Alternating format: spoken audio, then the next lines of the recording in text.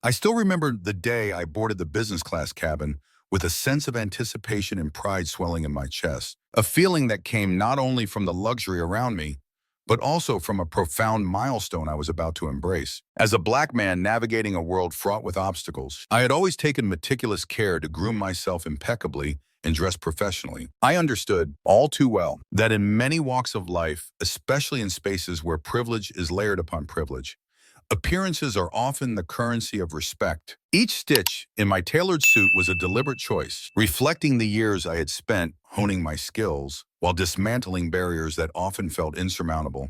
It was not merely about looking good. It was an assertion of my identity and a demonstration of my unwavering commitment to excellence in a society that often doubted my capabilities. I vividly recall the sensation of adjusting my tie, feeling the smooth fabric against my skin, and glancing at my reflection in the window. Each crease in my suit and each carefully polished shoe was not just a testament to my personal pride, but also a symbol of the countless late nights I had endured and the sacrifices I had made to achieve this moment. I yearned for this journey to be more than just a flight. I envisioned it as a celebration of my ascent through the intricate web of societal expectations and subtle biases, a quiet yet powerful reminder of my triumph over the challenges I had faced along the way. As the cabin door closed behind me, I hoped for a serene flight, a comfortable journey above the clouds, and a brief escape from the injustices that too often shadowed my life. It was a moment that signified not just personal success, but a step towards redefining how I wanted to be seen in a world that often attempted to diminish my existence. As the airplane began to ascend, I gazed out at the sprawling city below, a patchwork of dreams and struggles that mirrored my own journey. The clouds whispered promises of new beginnings, and I felt a sense of liberation wash over me. In that moment, I was not just a passenger. I was a beacon for those who dared to dream, despite the odds stacked against them. I thought of my family, who had sacrificed so much to ensure I could step into this realm of opportunity. Their resilience coursed through my veins, igniting a fire within me that compelled me to excel, not just for myself, but for my ancestors who came before me. As I settled into my seat, I opened the folder containing my presentation materials, each page a reflection of my hard-fought experiences and insights. The upcoming meeting was with influential leaders from various sectors, all of whom were predominantly white and perched atop pillars of power that historically excluded voices like mine. Yet, I had come to recognize that my presence was not mere tokenism. It was a necessary disruption in the narrative that had long been told. I recalled the countless hours spent crafting my pitch, ensuring that it resonated with my audience, while still staying true to who I was. My narrative was not just about business. It was interwoven with the fabric of racial equity. And I aimed to highlight the importance of diverse perspectives in shaping innovative solutions. Suddenly, the flight attendants began serving refreshments, and I reflected on the care they took in ensuring our comfort, treating each passenger with the same level of respect. This gesture resonated deeply, serving as a metaphor for my aspirations. I envisioned a world where diversity in all its forms would be embraced rather than merely tolerated, where the contributions of individuals like me would be celebrated rather than scrutinized. I wanted to be part of that change, creating spaces where everyone could thrive, irrespective of their background. The flight attendants moved gracefully through the cabin, and I admired their professionalism. Their focus on details was a reminder of how essential it is to uplift one another through acts of kindness and respect. I considered how important it was to advocate for inclusive practices within my professional circle. If I received opportunities, I would ensure I would share them, pulling others with me into success. My journey was not solely about personal achievement. It was a call to action for collective upliftment. As the plane soared above the clouds, I began to meditate on my next steps. After the meeting, I planned to connect with like-minded individuals who were also passionate about making systemic changes. Perhaps I would initiate a mentoring program to support young professionals from underrepresented backgrounds, guiding them to navigate the corporate landscape with confidence and purpose. With thoughts racing, my heart swelled with hope as the plane leveled out. This flight was symbolic. The air beneath my wings, the dreams unfolding around me, and the people I might uplift once I reached my destination. The world held boundless possibilities, and with unwavering determination, I was ready to seize them, carving out a future not only for myself, but for those who would follow in my footsteps. However, the events that unfolded on that fateful flight would shatter my carefully crafted illusions and confront me with a systemic injustice that permeates even the realms we assume to be refined. As I entered the spacious business class cabin, my gaze swept over the plush environment that promised a taste of luxury that felt almost unattainable. The seats, elegantly arranged in deep, plush leather, invited me into a realm of comfort, each encasing ample legroom surrounded by cutting-edge personal entertainment screens that beckoned with an array of cinematic options. Ready to whisk me away to distant lands in my mind, soft golden lighting bathed the cabin in a warm glow reminiscent of an upscale lounge, creating an atmosphere that seemed designed to buffer us from the outside world and its harsh realities. Subtle decorative touches, like the intricate lattice work on the overhead panels and delicate vases of fresh flowers at the front, hinted at an attention to detail that both enchanted and reassured me. Yet, as I savored this moment amidst an atmosphere of exclusivity, I couldn't shake the feeling of impending unease. I carefully placed my carry-on luggage in the overhead bin, marveling at the precision and efficiency with which the flight attendants glided between the rows, their warm, rehearsed smiles acting as a stark contrast to the reality I was about to encounter. A facade of tranquility masking an underlying tension rooted in the narrative of privilege and proximity that I was all too familiar with. Little said, I know. This well-orchestrated scene was about to unravel, exposing the inequalities that lie just beneath the surface of our seemingly refined lives. It was just moments after the doors had been sealed and the safety announcements completed that a sense of anticipation filled the cabin. The engines roared to life, and we taxied down the runway, leaving behind the mundane reality of the terminal. Yet, as I gazed out the window, watching the landscape disappear beneath us, an unsettling question nagged at my mind. How many of our fellow passengers, cocooned in this luxurious embrace, had truly earned their seat? This thought spiraled into a deeper reflection on the constructs of class and privilege, where fortunes were often dictated not by merit but rather by the whims of birthright. Suddenly, the routine service of drinks commenced, and the flight attendants worked with a grace that belied the tension I sensed. They poured champagne into crystal flutes that sparkled like distant stars, patting down the aisle in sharp, tailored uniforms that screamed of exclusivity. But amidst the clinking of glasses and the soft laughter of conversation, another sound emerged, an unexpected outburst from the far corner of the cabin. The voice was sharp, cutting through the atmosphere of serenity like a knife. "This is ridiculous," it exclaimed, rising above the muffled tones of casual banter. I turned my head to see a man, visibly agitated, confronting a flight attendant. "You can't just assume everyone in here can pay for this nonsense. What about those who genuinely need help?" His words hung heavy in the air, challenging the very ethos of this elite space. A thrill of unease coursed through me, each heartbeat in sync with the tension that mounted. The flight attendant, poised and professional, attempted to soothe him, her smile faltering slightly. "Sir, we assure you that everyone on this flight has been screened and accommodated according to our policies." But her reassurance felt hollow against the backdrop of his grievance, the dissonance of his voice against the polished veneer of the cabin, highlighting an uncomfortable truth. It became apparent that beneath the surface of indulgence and luxury lay a disconnect, a rift that seemed to widen with his every frustrated exclamation. I leaned back in my seat, eager to retreat into the distractions of my personal entertainment screen, but the facade began to crack further, cracks that resembled the face of a watchful society wrestling with its own demons. As the flight cruised at an altitude where clouds brushed gently against the fuselage, I contemplated my own position in this imbalance. Had I, too, been complicit in the euphoric escapism offered by this trip? The champagne in my hand felt heavier, the taste of luxury turning bittersweet on my tongue. With every passing moment, the stirring in the cabin became not just a disturbance but a call to recognize the broader truths of society, those that lay hidden like the rugged mountains beneath the soft clouds below us, waiting to be confronted. As the flight continued, I resolved to shed the layers of my own constructed privilege and engage with the reality around me. The echoes of the man's voice reverberated in my mind, a reminder of the intrinsic duty we all carry to address the systemic injustices that infiltrate our lives. This journey promised more than just a destination.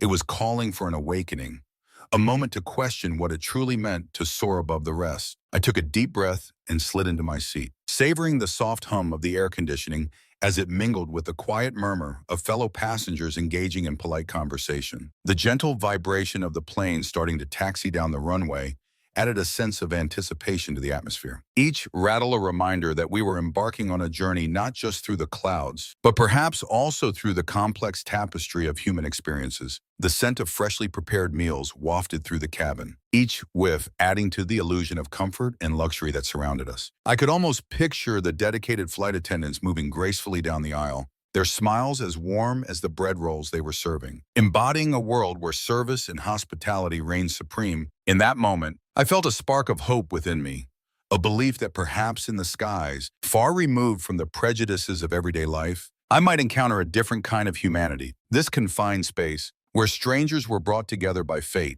offered a chance to break down the barriers of class and culture, at least temporarily. The vastness of the sky and the anonymity of being hundreds of miles above ground were intoxicating.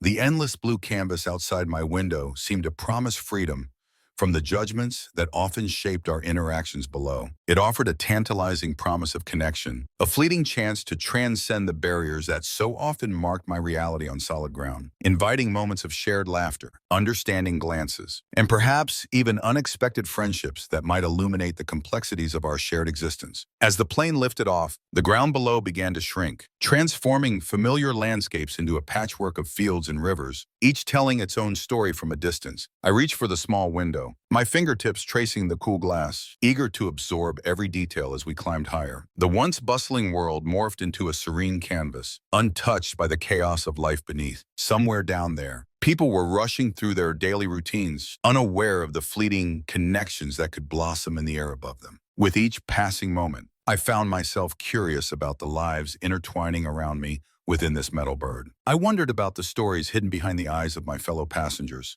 An elderly woman clutching her handbag tightly, perhaps traveling to visit loved ones, or a young couple whispering secrets to one another. Their excitement palpable. I leaned back in my seat, letting go of the tension built up from weeks of monotony. This was my opportunity not to escape, but to immerse myself in the unknown. The cabin lights dimmed gently, signaling the onset of our journey, and I pulled out a small notebook from my bag, feeling the urge to document the whispers of inspiration that danced in my mind. Each word I wrote was an invitation to reflect, to explore not just the places I was headed, but the people I might encounter along the way. Just then, a commotion caught my attention. I turned to see a child, no more than 5 years old, bouncing in her seat, eyes wide with wonder. Her laughter echoed through the cabin, a sound so pure and filled with joy that it could fill the hearts of even the most weary travelers. I felt a smile spread across my face as I watched her, her spirit a reminder that there was beauty to be found in every moment. No matter how fleeting, the flight attendants moved gracefully down the aisle,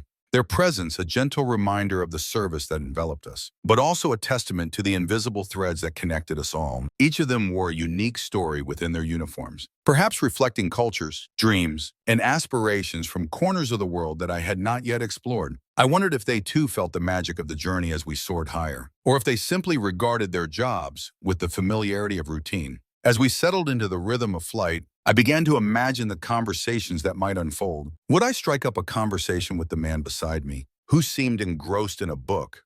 Was he a writer, philosopher, or simply an avid reader like me? The possibilities were endless, each prospect more intriguing than the last. I felt a thrill at the thought of the stories yet to be shared, stories that might illuminate the intricate tapestry of human experience in ways I could not yet foresee. Our hearts, after all, beat to the same rhythm despite the myriad of differences that could separate us on the ground. And so, I closed my eyes, allowing the hum of the engines to lull me into a state of contemplation. This journey was not merely a voyage through space, but a bridge connecting lives and narratives that would intertwine, if only for a moment, above the clouds. Each ascent into the skies promised a descent into the depths of shared humanity, where understanding, compassion, and perhaps even love flourished in unexpected places. In this ephemeral world, I was ready to embrace whatever moments of connection awaited me, determined to discover the threads that wove us all together in the rich tapestry of life. The flight commenced without incident, and I could feel a palpable excitement in the air, a unique energy shared by passengers whom fate had brought together for this brief interlude in our lives. It was as if we were all eager participants in a story that was just beginning to unfold, each of us a character with our own tales woven into the fabric of this shared journey. I adjusted the screen in front of me, scrolling through the extensive selection of movies and music, each title a potential escape into different worlds.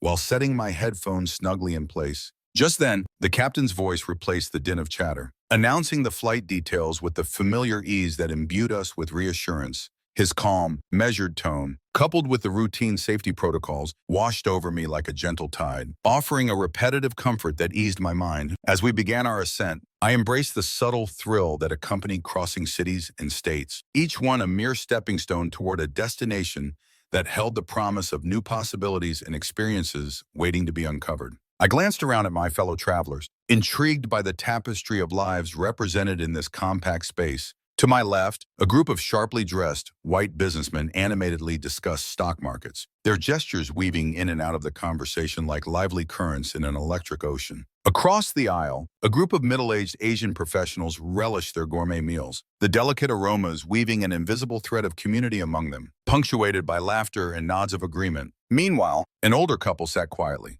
their whispers cradling words of affection that shimmered between them like a warm glow, illuminating the small but palpable world of intimacy they had built amid the noise and chaos of the cabin. In that moment, I recognized the unique medley of human experience surrounding me. Each face wore a different story, a silent cacophony of hopes, dreams, and unspoken anxieties blending into the collective atmosphere, making it impossible to ignore the profound beauty of our shared journey through life, even if just for a few hours in the air. As the plane leveled off, a sense of serenity enveloped me. I peered out the window, where the patchwork of fields and villages slowly faded into a canvas of soft clouds. The sun pierced through the gray, casting golden rays that danced upon the thick fluffiness below, igniting my imagination. I wondered what stories lay hidden within those cottony formations.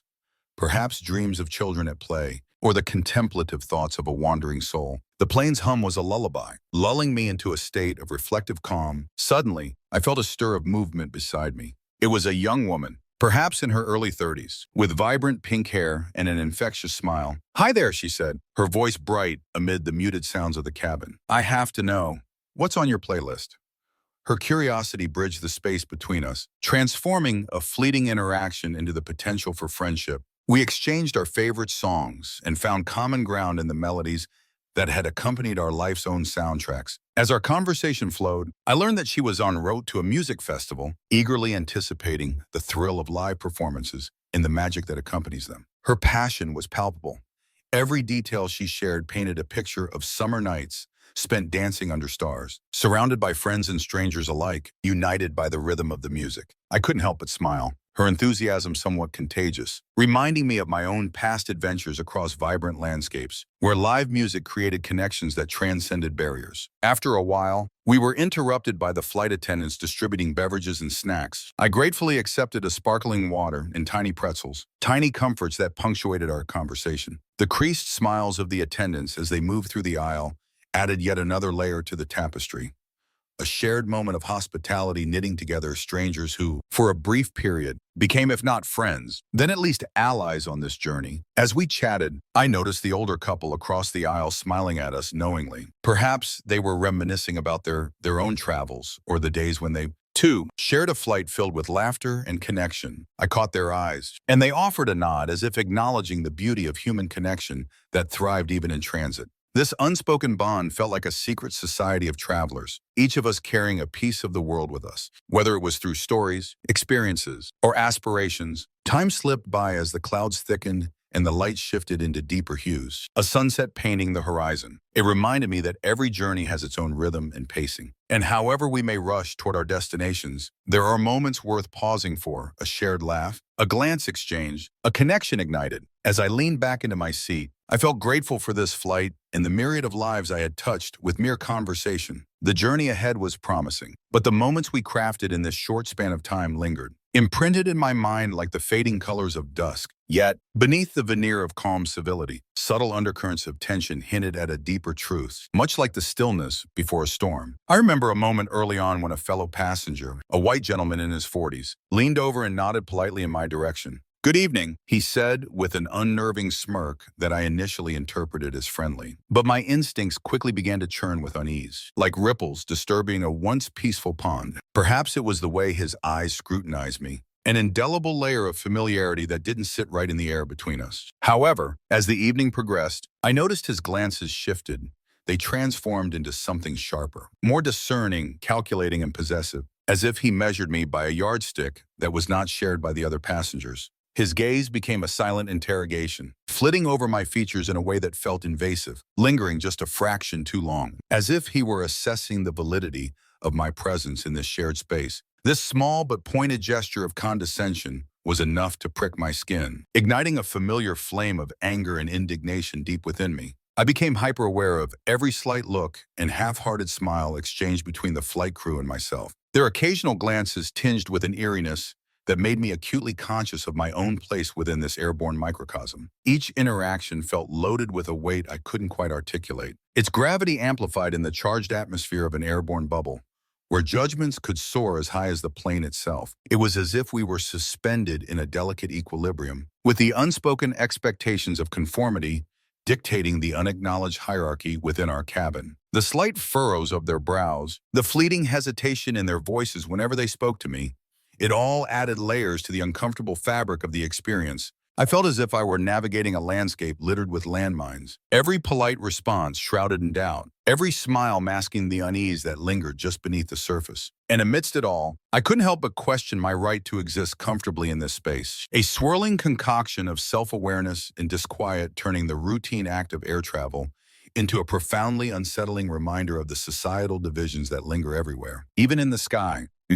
As the flight continued, the cabin lights dimmed, casting soft shadows that danced across the faces of my fellow passengers. A woman 2 rows ahead began to sift through her bag, her movements growing more frantic by the moment. It was as if she too could feel the undercurrent of tension that pulsed through our shared air. I could only speculate about her story as she juggled various items, her desire for comfort matched only by the urgency in her searching. Each rustle of paper and clank of metal echoed in my ears, pulling me deeper into a narrative I was not a part of, yet still felt compelled to observe. The aircraft began its ascent, the engine roaring to life, with a power that made my heart race. Thrust against the back of my seat, the sensation was both exhilarating and suffocating. I felt as if I were being propelled upward, not just into the sky, but into a reality beyond the confines of this aircraft. In those moments, I closed my eyes, trying to drown out the cacophony of my own thoughts, to feel the euphoric lift of flight without the weight of judgment tethering me to the ground. But even in that brief sanctuary, I felt the passenger's gaze burn like an ember in my mind, never straying too far from my awareness. What did he think of me?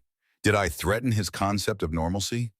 I couldn't help but wonder how many more had shared that same sentiment, hidden beneath the surface of their smiles. Suddenly, the flight attendants began their service, moving effortlessly down the aisle, trays in hand. As they approached my row, their cheerfulness felt forced, a masquerade that thickened the air around me. "Would you like something to drink?"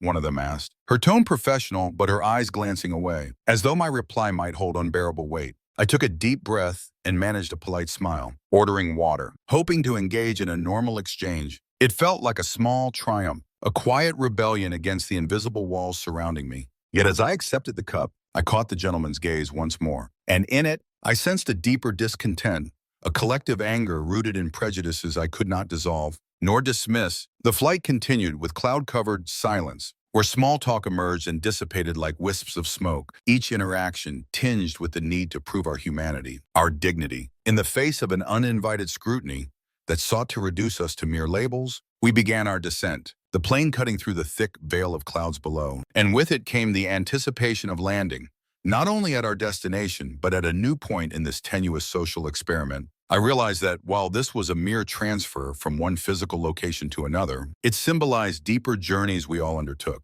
fraught with our unspoken fears and hopes. And as the flight creaked and groaned, cutting through the remnants of the sky, I found solace in a singular thought. We are all shaped by the same turbulent winds, caught in the cross-currents of existence, perhaps like the clouds we flew over. We too were capable of transforming, our identities ever-evolving, expanding beyond the confines of this tapestry woven from the threads of humanity. Perhaps it was time for us to break through the illusions that kept us secluded in our corners, a day where we might embrace the beauty of our shared skies, rather than allowing the storms of our biases to keep us apart. It wasn't until the beverage service that I began to fully grasp the insidious nature of the discrimination lurking beneath the surface. As the flight attendants wheeled the gleaming trolley down the aisle, its polished chrome sparkling under the cabin lights, my heart swelled with a quiet optimism. Perhaps tonight, I could indulge in a glass of champagne just like any other guest aboard this luxurious flight. I raised my hand eagerly, envisioning the effervescent bubbles in the crystal flute, each sip a celebration of my journey, a rite of passage into the world of the elite, of being part of something exclusive and extraordinary. Yet, in that moment, as my thoughts danced around the possibility of toasting to my success, my moment of joy was abruptly met with a dismissive glance from one of the attendants. Her eyes, sharp and calculating, flickered over me like a cold draft before she turned away, dismissing my enthusiasm as if it had been a mere figment of my imagination. "Sir, can you wait a moment?" she said crisply, her voice almost imperious, laced with a condescension that cut deeper than the words themselves. It felt as if I were not a valued customer, but rather a child in need of reprimand, an unwelcome reminder of my place in this carefully curated social hierarchy that permeated even the skies. As I sat back in my seat, the silence around me amplified the sting of her words, wrapping me in a cloak of isolation in a cabin filled with bustling laughter and clinking glasses. The atmosphere buzzed with casual conversations infused with anecdotes of business deals and luxurious vacations. Stories that seemed to float effortlessly from the mouths of others, each one a reminder of my outsider status. I pressed my lips together, forcing a smile that it felt heavy and unnatural while I listened, half-heartedly, to a couple across the aisle recounting their exclusive week in Saint-Tropez. Suddenly, my thoughts wandered back to the fiery drive that had propelled me to this moment. I had clawed my way through countless trials, worked late nights and early mornings, all in pursuit of opportunities that seemed reserved for others. I had believed that such hard work would grant me respect and recognition. Yet here I was, stranded in a purgatory of privilege that I had only glimpsed but never fully embraced. As I observed the flight attendants gliding graciously between the aisles, their poised smiles and effortless service became a painful reminder of the barriers I had yet to break. The cart finally reached my row once more, and the attendant paused, offering a cursory glance without any hint of engagement. A flicker of determination surged through me. "I would like a glass of champagne, please," I said, my voice unwavering. The statement hung in the air for a brief moment, a challenge wrapped in the simplicity of my request. To my surprise, she paused, perhaps considering my unexpected boldness. With a slight tilt of her head, she reached for the bottle, filled my glass, and with an almost imperceptible change in her demeanor, said, "Here you go, sir." I accepted the flute, my fingers brushing against her hand, a momentary connection that ignited a spark of defiance within me. As I raised the glass to my lips, the bubbles danced delightfully, reflecting a resilience I was beginning to reclaim. I savored the taste, letting it wash over me, feeling the thrill of standing my ground in a world that too often demanded I shrink. Just then, I noticed a young woman seated a few rows ahead, her eyes meeting mine, a knowing expression passing between us. In that instant, I realized I wasn't alone in this fight. There were countless others who had felt the sharp edges of exclusion, yet possessed the same quiet determination to rise above it. Bolstered by this newfound camaraderie, I decided that my journey into this realm of exclusivity was not merely to indulge in luxury, but to challenge the very perceptions that sought to undermine my worth. I could be part of this world, not as a silent observer, but as a contributor, an equal. The flight continued, and as my glass emptied, so did the weight of doubt I had carried. I resolved to speak up more, to engage with my fellow passengers, and to weave my story into the rich tapestry of experiences that define flights like this. Perhaps it was time to redefine what it meant to belong and, in doing so, craft a narrative that others would not only hear about but would also be inspired by. I nodded, suppressing the slight sting of indignation that began to bloom in my chest like thorns beneath my skin, sharp and unwelcome. The shame of feeling out of place surged through me, wrapping around my emotions like a constricting vine. I settled back into my seat, the plush fabric now feeling more like a heavy shroud than a comfort. As I tried to mask the rising tide of embarrassment that threatened to wash over me, I focused intently on the safety demonstration being replayed on the small screen in front of me. Though the words droned on without meaning, drowned out by the chaos in my mind. Moments later, another attendant approached, her demeanor markedly different, as if she were acutely aware of the tension in the air. With a delicate tone, she leaned slightly toward me, her voice soft and almost conspiratorial, asking, "Would you like a glass of champagne?" "Sir?" My heart leaped at the gesture, a small flicker of hope igniting within me, and I smiled, replying, "Yes, please, that would be wonderful." However, despite her kind words, her hesitancy was palpable. It loomed like a shadow between us, a visible wall that whispered of unspoken rules and social hierarchies that I had unwittingly stumbled into. "I'm sorry, sir," she said, her tone shifting gently as if she were trying to navigate a tightrope between kindness and protocol. "It might be best if you allow me to serve someone else first." Her clinical detachment pierced my fragile optimism, as though my very presence was an inconvenience that needed to be managed, like an unsightly blemish marring the polished surface of an otherwise flawless experience. A reminder that I did not merit the same courtesy as the other passengers basking in the aft cabin, their laughter ringing brightly like a melody that I was somehow excluded from enjoying. For a fleeting moment, I contemplated my surroundings, each face a reflection of a life different from mine, lives filled with effortless grace and laughter, as if they held a secret I was never meant to know. A furtive glance toward the cockpit revealed that the door was slightly ajar, and I could see the pilots engrossed in their duties. Their confidence was palpable, a stark contrast to the self-doubt that clouded my every thought. Each beep and hum of the aircraft seemed to carry a lesson, a knowledge I hadn't yet learned, reminding me of my amateur status within this realm. As the attendant walked away, I took a deep breath, forcing myself to center my thoughts. I reminded myself that this journey was all about adventure, about broadening horizons that lay outside the grip of my routine existence. I was in the process of reinventing myself, stepping into the unknown, and, despite the discomfort, that was something to celebrate.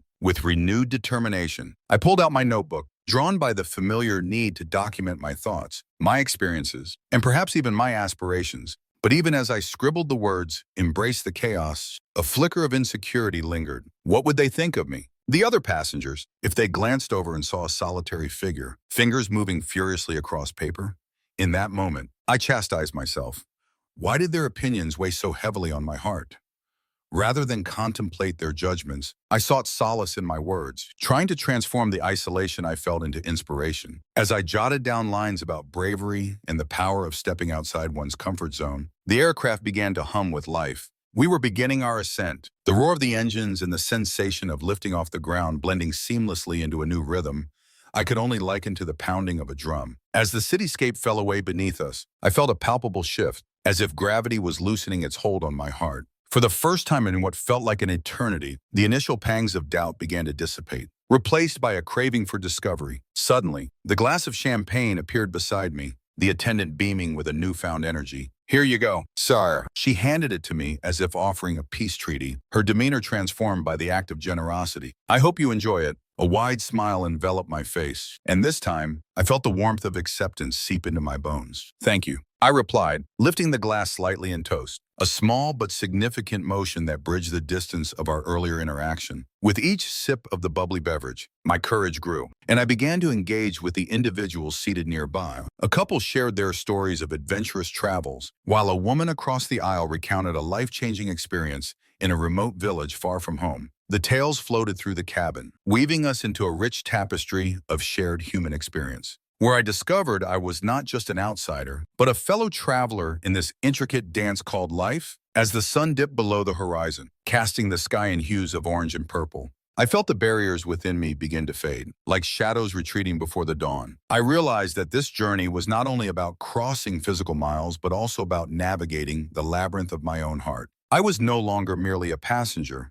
I was a participant in my own unfolding story, embracing the present moment. I could feel the thorns in my chest recede, replaced by a blossoming sense of belonging, a willingness to face the unknown with open arms. In that disheartening moment, my heart pounded not only from disappointment, but from the stark realization that I was being singled out in a space designed for comfort and hospitality, an environment where one would expect warmth and inclusivity. I glanced nervously around me, taking in the gilded surroundings of the cabin, which had been meticulously curated to evoke the ambiance of a high-end restaurant. Rather than the sterile confines of an aircraft, the other passengers, draped in designer clothes and sporting shiny accessories, accepted their drinks promptly and without hesitation, their laughter bubbling up like the champagne in their flutes. They seemed ensconced in a cocoon of privilege, engaged in animated conversations that filled the aisles with an air of camaraderie, while I sat huddled in my seat, feeling distinctly like an outsider peering in through a window, unable to enter the joyful sphere surrounding me. My mind raced as I questioned the reasons behind this differential treatment. Was it my appearance, my demeanor, or something altogether indefinable? As the hours dragged on like molasses through the hourglass, it became painfully clear that a subtle yet palpable hierarchy governed the cabin's social dynamics. I began to see a system at work, one that categorized passengers with an invisible marker, judging them by skin tone and perceived social standing. This unspoken divide turned the act of sipping champagne into a privilege reserved for the select few, while I grappled with the bitter aftertaste of exclusion, feeling the weight of 1,000 unsaid judgments pressing down on my chest. It was a jarring awareness, one that transformed what should have been an exhilarating journey into a stark reminder of societal inequalities, leaving me to ponder the nature of belonging and the true essence of hospitality. As I settled deeper into my thoughts, I turned my attention to the small screen embedded in the seat before me, seeking refuge in the distraction of entertainment. Movie trailers flashed, punctuated by the chirpy voices of flight attendants announcing specials from the menu. Yet, no matter how grand the offering seemed, all I could digest was the bitterness of my solitude. I thought about the stark contrast between the flight attendants' radiant smiles and my own crestfallen expression, which I was sure they had noticed by now. With each little click of the remote, changing channels grew tiresome. As I realized that no film or show could distract me from the gnawing feeling within, my gaze returned to the lively conversations around me. I watched as they shared stories filled with laughter and camaraderie. The sound of their joy, a sharp reminder of what I felt I was missing. An elderly gentleman across the aisle waved over a flight attendant, his tone jovial, requesting the finest whiskey. The attendant beamed, all but glowing in the light of his approval, rushing to fulfill his wish with an eagerness that felt miles apart from my own experience. As the cabin continued to buzz, my mind drummed up memories of past journeys taken in less gilded settings, flights on budget airlines, where strangers would band together in shared discomfort, finding common ground in the trials of cramped spaces and turbulent weather. There was something authentic about those experiences, a communion formed through adversity rather than opulence. In those moments, I could lean into shared laughter over minor mishaps, reveling in our collective struggles. Rather than feeling alienated by class distinctions, I inwardly wrestled with the notion that perhaps it was not merely the cabin's opulence that had created this divide, but the unspoken expectation to conform to certain social norms. A disconnect lurked between our realities. Their champagne glasses clinked with sophistication and familiarity, while mine rested empty, an untapped opportunity for engagement. As clouds drifted lazily past the windows, I began to strategize my approach. There was still time left on this flight, a chance to bridge the gap that isolated me. Perhaps I could summon the courage to lean into this discomfort, to reach out and defy the social structures before me. I could start with a smile, a simple gesture of goodwill that might spark a conversation. The thought filled me with a sense of empowerment, reminding me of the strength and camaraderie born not from privilege, but from shared humanity. So, with a deep breath that gathered all my resolve, I turned my head once more to observe my fellow travelers, armed with a newfound sense of purpose. Even if the glimmering allure of their world seemed unattainable, there remained a chance for connection. And in that possibility, I could reclaim my narrative among the gilded edges of their lives. During dinner service, the situation escalated further, transforming a once pleasant experience into something fraught with tension. The cabin had been meticulously arranged, evoking the ambiance of a high-end restaurant rather than the confines of an aircraft. Crisp white tablecloths adorned each table, their smooth surfaces contrasting sharply with the clatter of trays being moved about. Shimmering silver cutlery glinted under the soft overhead lights, and an assortment of gourmet dishes was artfully arranged on each tray, each one a testament to the culinary skills of the onboard chef. I had eagerly anticipated indulging in the pan-seared sea bass with a delicate lemon butter sauce, a dish I had spent the better part of the day imagining. A small luxury I allowed myself after a grueling week of relentless deadlines and meetings. As the trays were distributed, my enthusiasm quickly dulled into confusion when I noticed that my meal was not even served by the attendant designated for the business class section. Rather, she approached my seat with her back practically turned, her posture radiating an air of indifference that felt stinging. With a practiced yet surprisingly swift motion, she placed the plate down before me, seemingly eager to complete her task and move on, as if my mere presence was a burden. The platter, once a source of anticipated delight, suddenly felt more like a symbol of the dismissive treatment I had been receiving. "I'm sorry, sir, it looks like this seat is reserved for special service. Please wait until we clear the previous section," she muttered under her breath, her eyes flicking nervously away from mine. I leaned forward, mustering every ounce of politeness I could gather, and inquired, "Excuse me, but why is my seat being treated differently from the others in this cabin?" A flicker of surprise crossed her face, quickly masked by the practiced disinterest of someone accustomed to facing discontent. Her cold eyes finally met mine, scanning my expression as though attempting to decipher a code hidden within. "Sir, we have a protocol in place for certain situations," she replied curtly, her tone lacking conviction. The meaning behind her words, as vague as the shadows cast by the dim lights above. The ambiguity in her stance left me feeling disoriented, acutely aware that I was being categorized within a framework that had little to do with my actual presence or worth. It was evident that I was being treated as an outsider in a space that was purportedly designed to be a sanctuary for all who had the means to travel there. The discomfort I felt was like an icy hand gripping my heart, squeezing tighter with each passing moment. The surroundings, once filled with the hum of conversation and the clinking of glasses, now echoed with a silence that felt heavy with judgment. I recalled my childhood, a faint whisper of memory where I was often told to keep my head down, to blend in and not to speak out. Those early lessons seemed to resurface, forcing me to navigate the waters of systematic exclusion and unspoken hierarchies. In that moment, I found myself wrestling with both anger and helplessness, grappling with a situation that felt all too familiar yet achingly unfair. "Please," I said softly, trying to keep my voice even while battling a rising tide of emotion. "I booked this ticket with all the fares of business class. I would appreciate being treated with the same respect as the other passengers here." The attendant's face tightened imperceptibly, a small contraction that betrayed her own conflict before she whispered, "I'm sorry, sir, but these rules have been in place for some time. We are simply following orders." It was a rehearsed line, one that bore the weight of countless unchallenged interactions. It was a hollow apology veiled under the guise of procedural duty, and it trapped me in a cycle of indignation. A nearby passenger, who had been reading a magazine in silence, looked up and remarked, "It's not personal, is it? Sometimes you just have to follow the system." His statement, seemingly benign and superficially pragmatic, sent a shiver of realization down my spine. Here, in this intimate realm of metal and clouds, the system loomed larger than the individual. It was a complex web built on biased protocols and invisible power structures that dictated who deserved dignity and who was relegated to mere compliance. It was a stark reminder that, even high above the earth, in a place many assumed to be neutral ground, the roots of inequality were not suspended by altitude. They were entrenched in every layer of the experience, threading through the very essence of human interaction. As the hours passed, the microaggressions accumulated like unseen weight, pressing down on me with each new interaction. I began to notice that even the simplest exchanges with the flight crew were tinted with a condescension that stood in stark contrast to the camaraderie and warmth displayed in other sections of the plane. Their words dripped with a veneer of over-politeness, a facade that felt less like respect and more like the heavy hand of pity. At one point, a flight attendant in a crisp, tailored uniform approached my row, her posture rigid and her expression carefully schooled. She asked, her tone suffused with an underlying skepticism rather than genuine inquiry, "Sir, are you sure you are comfortable? Perhaps you need assistance with anything?"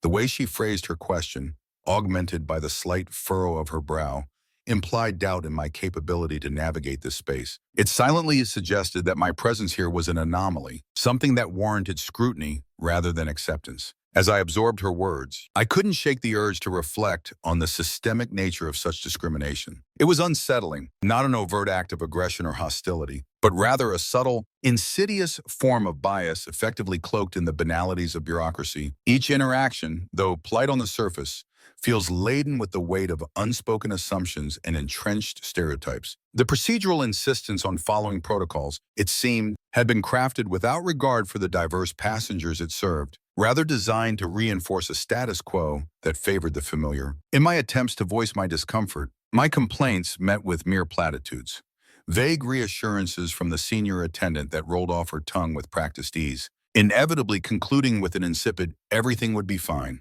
I was left in that moment feeling unnoticed among the storm of my feelings, more like an interloper in a space that should have felt welcoming. At one juncture, as I sat watching the world below diminish into a tapestry of clouds, painted in soft hues of orange and pink as the sun began its descent, I felt a surge of frustration bubbling within me. The gentle sway of the aircraft did little to calm my racing thoughts, and I resolved to address the issue directly with another passenger who seemed sympathetic. His name was Richard, a middle-aged man with kind eyes that held both understanding and concern, who had clearly noticed my discomfort as I buried my face in my hands in a moment of exasperation. "I couldn't help but see you've been having a hard time, friend," he said softly, his voice a soothing balm amidst the rising tension. "I'm sorry this is happening to you. Have you thought about speaking to someone in charge?"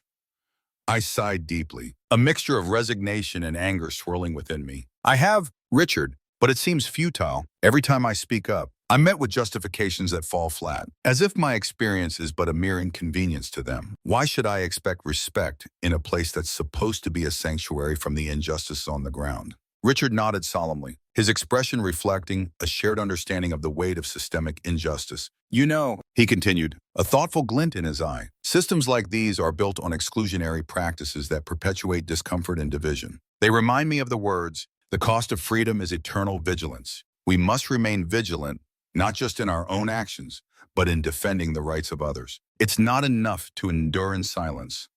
We have to raise our voices. His conviction sparked a flicker of hope in me, a notion that perhaps there was strength in unity, that perhaps by speaking together, we could shatter the barriers of indifference. As our conversation deepened, I felt a camaraderie forming, an unspoken alliance in the face of adversity. Richard spoke of his own experiences, recounting incidents where silence had allowed injustices to fester and where speaking up had led to change. I listened intently, realizing that every voice mattered, that every narrative added a strand to the fabric of our collective struggle for dignity and respect. I could see now that my discomfort was not just a personal plight, but part of a broader, shared human experience. Together, perhaps we could cultivate an atmosphere of awareness and understanding, challenging the complacency that suffocates progress. By the time the dessert course was served, a beautifully presented chocolate mousse accented with a hint of chili spice, the initial optimism I had harbored was waning, overshadowed by the weight of our conversation. The environment of business class, which I had entered with the hope of a calm and luxurious retreat, had transformed into a microcosm of the very systemic discrimination that continues to trouble our society. The interplay of subtle snubs, dismissive behaviors, and the shared struggles we had acknowledged reminded me that no matter how lofty the altitude, society's pernicious biases follow, often manifesting in the most unexpected places, even at 30,000 feet. As the final leg of the flight began, the cabin lights dimmed, and a hush fell over the passengers, enveloping us in a cocoon of soft shadows and muted anticipation. I sat there, lost in thought, the silence punctuated by the soft hum of the engines, a subtle reminder that we were suspended between two worlds, each marked by its own inequities. Memories flooded my mind, echoing the passionate conversations I had once had with civil rights activists who had dared to confront a society relentlessly stacked against them. Their stories of bravery and defiance played like a symphony in my head, illuminated against the stark contrasts of the present moment. I realized that my own quiet protest, my refusal to let the injustices I had experienced go unchallenged, was a part of a much larger struggle, a testament to the resilience of the human spirit in the face of persistent oppression. It was then that the muted ambiance of business class revealed itself not only as a symbol of luxury unfulfilled, but also as a poignant reminder of the important work that still lay ahead for all of us who dare to dream of a more equitable world. Suddenly, the calm was broken by the voice of the captain over the intercom, crackling through the still air like a jolt of electricity. Ladies and gentlemen, we will be landing shortly. We thank you for flying with us today. We hope you have enjoyed your experience. The announcement, intended to soothe and reassure, instead underscored the glaring gap between the ideal of premium service and the grim reality many of us had just endured. As the words lingered in the air, I couldn't help but ponder the irony of it all, a polished veneer of tranquility resting uneasily over the turbulent waters of bias and discrimination that had proven so difficult to navigate. As the plane began its descent, the experienced flight attendant returned to my row with a hesitant smile, her eyes betraying an awareness of the underlying tension still palpable in the cabin. "Sir, I want to apologize on behalf of our crew for any inconvenience you experienced today," she said, her tone laden with what might have been genuine remorse, but could easily be mistaken for a rehearsed apology dictated by corporate policy and an acute awareness of looming protocol constraints. "We always strive for excellence in service, and I'm truly sorry if we fell short of that mark." Her words hung in the air, reflecting both her personal commitment to the passengers and the inevitable clash between individual intent and systemic issues that often render even the most sincere apologies tragically inadequate. I regarded her quietly, aware that while an apology was a necessary first step, it was ultimately insufficient to heal the deep, systemic wounds inflicted by policies steeped in bias and inequity. "Thank you," I replied evenly, my voice steady but firm, as though my calm demeanor could mask the turmoil swirling within me. "I appreciate your apology. However, I must ask, what exactly are these policies that lead to such differentiated behavior among passengers?" Don't you believe that every individual, regardless of race, ethnicity, or background, deserves the same unwavering level of care and respect? My words hung in the air, charged with an intensity that demanded acknowledgement. As I pushed against the invisible barriers that separated us on this plane, her eyes flickered for an instant, betraying a moment of internal conflict that suggested she might be grappling with the disparity between her role and the broader implications of the airline's practices. Before she could respond to my probing inquiry, a senior crew member nearby interjected, cutting through the tension with a stark, authoritative tone. "Sir, please understand, every passenger is important to us. We are here to serve, and if you continue to cause a disturbance, we will have to take further action." His words struck me like a blunt object, the coldness in his tone leaving me feeling both belittled and threatened. It was a stark reminder that speaking out against injustices often comes at a price, especially in environments governed by strict hierarchies and unyielding rules. The threat of escalation loomed like a shadow, attempting to silence my voice even as my heart raced with a fire for justice. The conversation left an indelible mark on me, reverberating long after it was over. As I settled back into my uncomfortable seat, I spent the remainder of the flight re-examining my own experiences, delving into the emotional recesses of my memories. I reflected deeply on the insidious nature of institutional racism, a phenomenon that weaves its way through society like a thread of poison. I thought about the countless individuals who, every single day, face similar indignities, denied access to the dignity and respect that should be innate to every human being. This business class cabin, replete with its luxurious trappings, had inadvertently served as a stage where the subtle but persistent performance of discrimination unfolded, revealing the contrast between those who were deemed worthy and those who were not. Each click of a seatbelt, each clatter of fine china felt like a reminder of the privilege afforded to some, while others languished in the shadows of neglect. Throughout the long, restless night, as I attempted to find solace in the confines of my reclined seat, a torrent of memories swirled through my thoughts, intertwining past injustices, both personal and historical, with the disheartening events that unfolded on the flight. Vivid recollections surfaced, bringing me back to moments of overt discrimination I had faced in airports. The piercing stares of disapproval from fellow passengers, the unnecessary and invasive questioning from security, and the chilling dismissiveness exhibited in crowded terminals, where I felt like an outsider in a space that was supposed to be welcoming. Each instance had stacked upon my shoulders an accumulation of microaggressions that festered like an unrelenting storm. Each raindrop a reminder of the biases that lingered just beneath the surface. It was in these reflections that I realized the injustice I witnessed on this flight was not an isolated incident. Rather, it represented a broader tapestry woven with the threads of systemic racism and discrimination deeply embedded in many facets of public life. As I lay there, drifting in and out of sleep, I felt the weight of countless stories that echoed the same struggle, stories of individuals denied the same privileges and respect afforded to others merely because of their ethnic backgrounds, their skin color, or their socioeconomic status. Each experience, a droplet contributing to a burgeoning sea of inequality that could no longer be ignored. It was clear to me now that the discomfort I felt was not just a reaction to my own circumstances.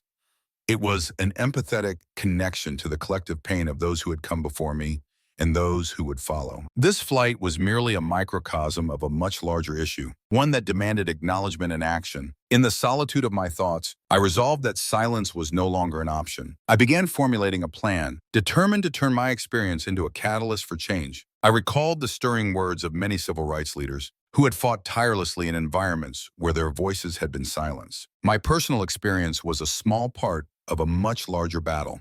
A battle against the normalization of inequality in every sphere of life, including aviation. Upon landing, as I exited the plane and stepped into the bright morning light of a new day, I made a silent vow. I would document my experience, share my story with those who had the power to enact change, and demand a review of the policies that had so visibly marginalized me. I met up with a colleague at the airport lounge, a trusted friend and fellow advocate for civil rights, and recounted every moment of the journey, reliving the subtle references to my diminished worth. "I just can't understand how they think this is acceptable," I confided, over a cup of coffee that hardly masked the bitterness I felt. "Isn't it time that we demand accountability? This isn't just about one flight. It's about a system that needs to be overhauled." My colleague, Angela, looked at me with determined eyes. "You know, your story's powerful. It's time we move from silent endurance to action. Let's reach out to the press, file a formal complaint, and show the world that discrimination, even in places like business class, is unacceptable. Angela's words resonated deeply within me, echoing in my mind as if they were the very heartbeat of a movement. I realized that each of us holds the power to effect change when we refuse to accept the status quo, armed not just with our voices, but with the enduring spirit of those who have come before us. With every step I took that morning through the bustling terminal, surrounded by throngs of travelers engrossed in their lives, I began to feel a palpable shift within me, an awakening of sorts. It was a resolve bolstered by the shared struggles of generations past, whose silent battles paved the way for the freedoms we often take for granted today. I felt their strength surge through me, empowering me to confront injustice head-on. I understood that this was about more than just my personal grievance.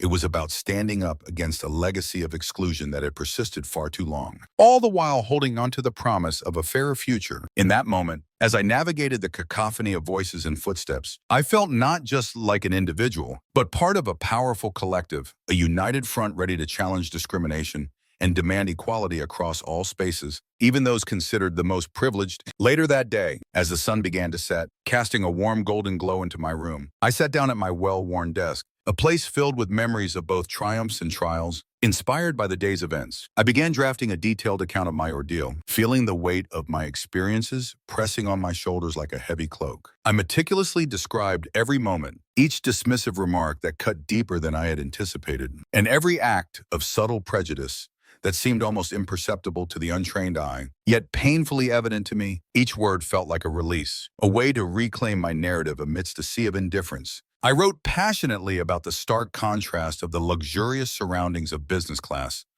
a supposed sanctuary of comfort and privilege that instead became a stage for my alienation. The plush seats and the attentive service felt like a cruel reminder of a system that relegated me to an inferior status, a mere passenger navigating an unjust hierarchy where my worth was overshadowed by my identity. With careful detail, I illustrated how such systemic discrimination not only wounded individuals like me, but also perpetuated an unjust hierarchy in our society, a silent but pervasive force that sought to divide us based on arbitrary lines of class, race, and privilege. I understood then that my personal narrative was not just about my private suffering.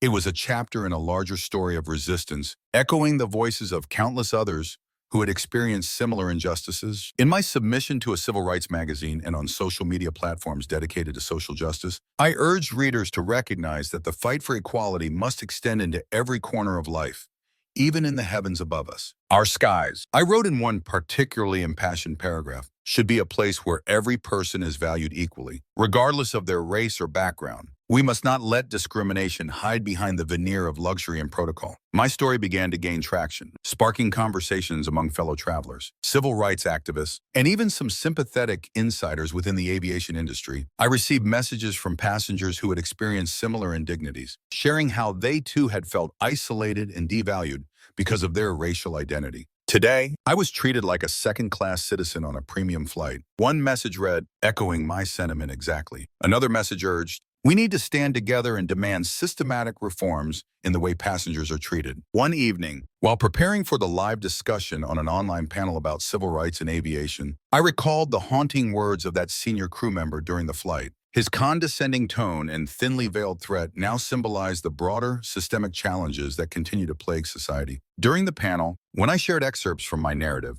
a fellow panelist, a former aviation executive turned activist, stated, what we see here is not an anomaly, but a reflection of societal prejudices that have seeped into every domain, even in spaces we consider progressive. Change is not just needed, it is imperative. The discussion that night was intense and thought-provoking, marked by passionate exchanges and heartfelt testimonies. Listeners from around the world joined the conversation, demanding that airlines and regulatory bodies revisit and reform the protocols that allow discrimination to persist unabated. I found myself fielding questions about how everyday citizens could ensure that their voices were heard. Start by speaking up. I urged, document your experience, share it far and wide, and hold those responsible accountable. We must create a feedback loop that forces the aviation industry and all industries entangled with systemic bias to confront their prejudices head-on. As the conversation wound down, I issued a final call to action.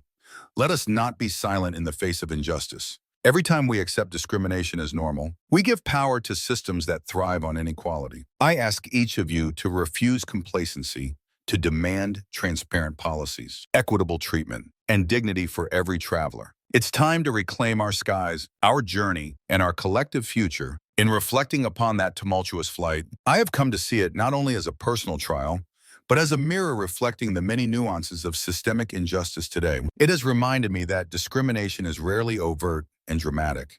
Instead, it often manifests in the minutiae of daily encounters. A dismissive remark here, a delayed service there, an unspoken protocol that implicitly categorizes us. Each interaction, no matter how seemingly insignificant, is a thread in the tapestry of our shared fight for equality. This experience, painful though it was, reaffirmed my conviction that we must never allow comfort and social privilege to obscure the deeper inequities around us. I have learned that overcoming systemic racism requires not isolation, but a collective uproar, a movement where every minor voice counts. I implore everyone reading this to remain vigilant, to question every practice that denies any individual their rightful dignity, and to join the countless voices demanding reform. As I conclude this account, I call upon the general public, especially those between the ages of 25 and 45, a generation with the power to change the narrative, to take a stand. Let us challenge discriminatory practices and insist that no flight, no office, no public space should ever allow biases to hide behind the guise of policy or tradition. The skies should be vast, welcoming, and free of prejudice. Whether you have experienced such indignities firsthand or witnessed them in the lives of those around you, do not remain silent. I ask you, write to your representatives, demand transparency from airlines, and support initiatives aimed at dismantling discriminatory practices within aviation and beyond. Become active in community dialogues. Participate in campaigns for civil rights and share your own stories of resilience. It is our collective responsibility to reshape a system where every person, regardless of skin color, background, or circumstance, is given the respect they deserve. Today, I stand not as a victim of prejudice, but as a fighter for justice, a voice calling for change, not just for me, but for every individual who has been made to feel less than human in environments presumed to be paragons of progress. Our fight is far from over, and the road ahead is long and fraught with challenges. But if we dare to speak and act, we will lift the barriers that confine us. To every passenger in the skies and every citizen on the ground, let this narrative be a spark that ignites a fire for social justice. Demand accountability. Share your stories. Challenge the systems that continue to uphold inequality. The future is in our hands, and our collective voice can transform the way we travel, not just in business class, but in every aspect of our shared human experience. In closing, I urge you to look around at the world we inhabit, to recognize the injustices that are often hidden beneath polished exteriors, and to never underestimate the power of a single voice to create ripples of change. By taking action today, we pave the way for a tomorrow where every flight, every journey, and every individual is treated with the dignity and respect they inherently deserve. Let us come together, united by a shared vision of justice, equality, and humanity. The call for change is now, so fly high, speak loud, and join the movement until every corner of our society shines with true equality.